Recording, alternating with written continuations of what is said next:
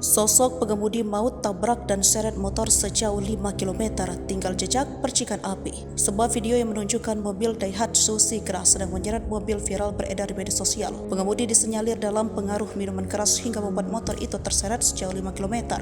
Insiden ini terjadi pada Minggu 15 Oktober 2023 pukul 2:55 waktu Indonesia bagian Barat. Kejadian itu bermula saat mobil Daihatsu Sigra berplat nomor D1321 YCN melaju dari arah Jalan Pasikaliki menuju Jalan Dr. Junjungan, Kecamatan Cicendo, Kota Bandung, Jawa Barat. Diketahui pengemudi tersebut dalam keadaan pengaruh minuman keras hingga akhirnya mobil yang dikemudikan Rio Cardo Manurung 23 tahun itu menabrak dua motor yang dikendarai Rian Gunawan 31 tahun dan dikemudikan Ahmad Rijal 22 tahun. Bukannya berhenti memacu mobilnya, Rio malah tancap gas. Motor yang ditabrak tersebut masuk ke kolong mobil dan terseret sepanjang Jalan Pasteur, Kota Bandung sejauh 5 km. Hal tersebut menyebabkan timbul percikan api akibat motor yang terseret minibus bergesekan dengan aspal.